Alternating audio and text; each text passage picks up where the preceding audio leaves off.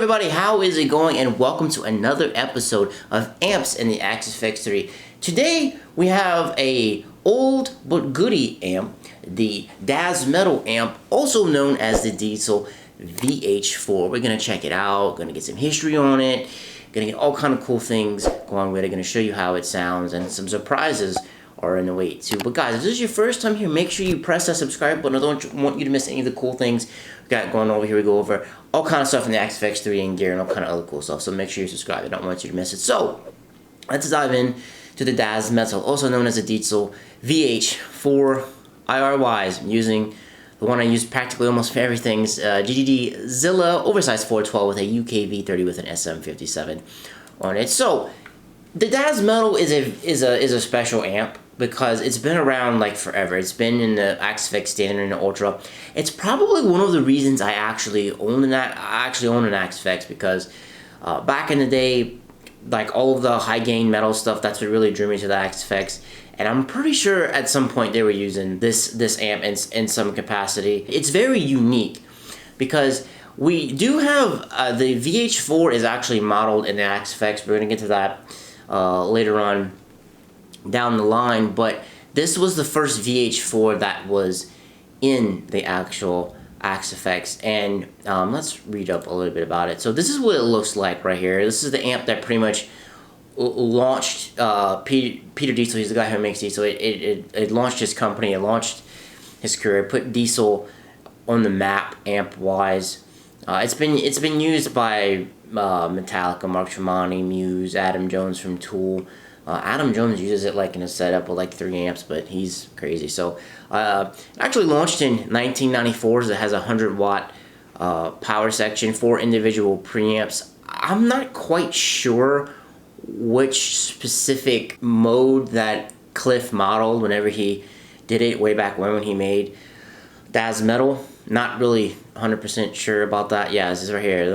We have a lot of VH4. The oldest one is Daz Metal from the Standard Ultra. It's based on a schematic, and it's based on a schematic and modeled by ear, and it hasn't been matched to the real VH4. But the interesting thing that Cliff says in here is that Cliff says that the VH4 is not a metal amp, which kind of threw me for a loop because that's the only way I've seen it used. And I mean, the freaking amp itself is called Daz Metal.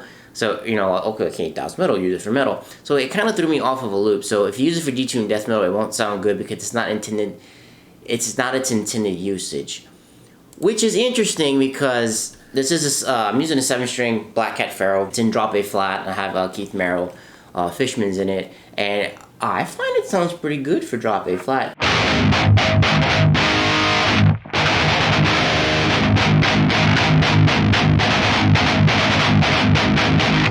This amp's pretty good for that, and I'm pretty sure this is, like I said, Animals as Leaders. I think Periphery used this at some point on P1 and some aspects. I know they use Faz Modern, but I think they use this mixed in somewhere.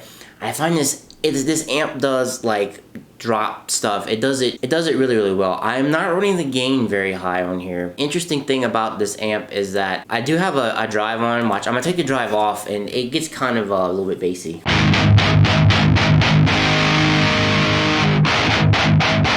So you see when you put that drive on, it tightens it up just perfectly. I'm gonna push the gain a little bit. I'm gonna put it to 3, and I'm gonna show you what I'm talking about.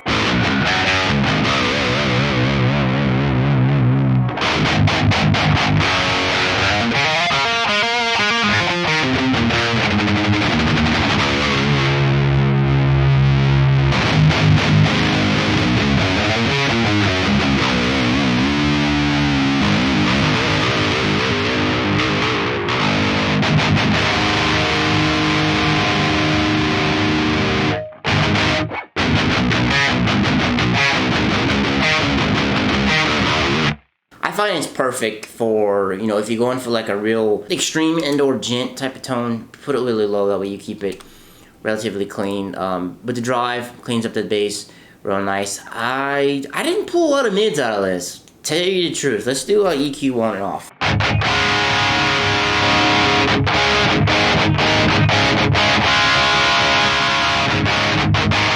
I do have a little bit of a scoop in it, but if you come here, you see I'm not scooping the mids on the authentic tab. That's where I dot everything in. Presence wise, I kept things dialed in kind of dark, because that's kind of what darker is kind of what I'm going for. I didn't want it to be overly bright and overly shrill. These pickups tend to be a little bit darker. Let me mess with presence and I'll show you what I'm talking about.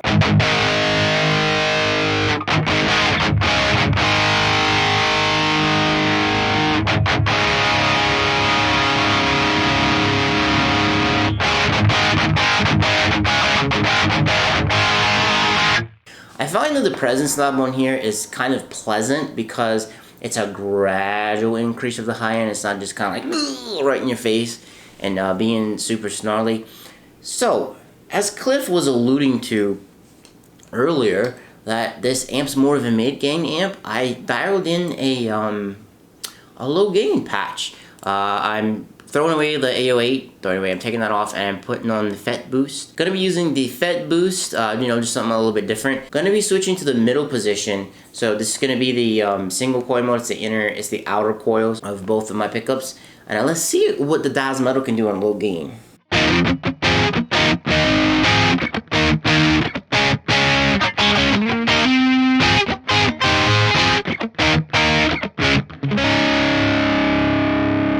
I'm gonna switch to the neck and then go back to the bridge.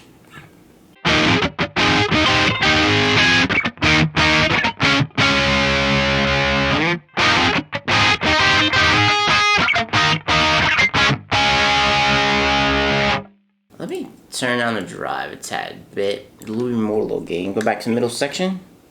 Middle of the single coil mode.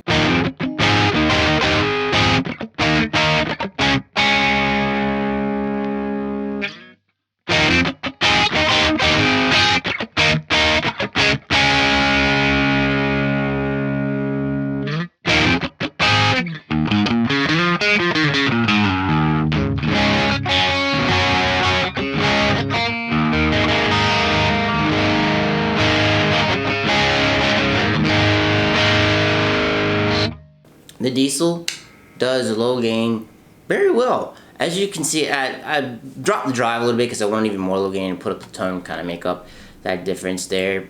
It really surprised me that it does a low gain so well. I never even thought to even like go into that.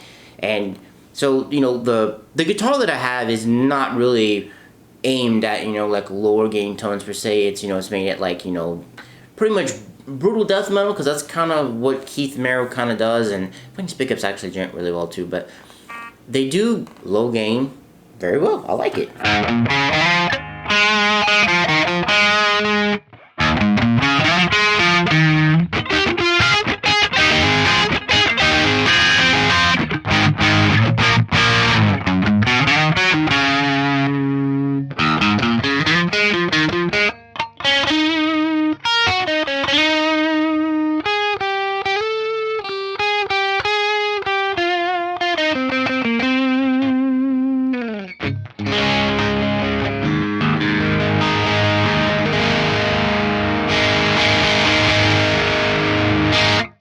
Ladies and gentlemen, I guess we can assume to say that the Diezel Metal, one of the very first amps to ever make it into the Active X3, is actually really good. You can do low gain stuff on it, you can do some down tune drop A flat stuff as we heard in the opening.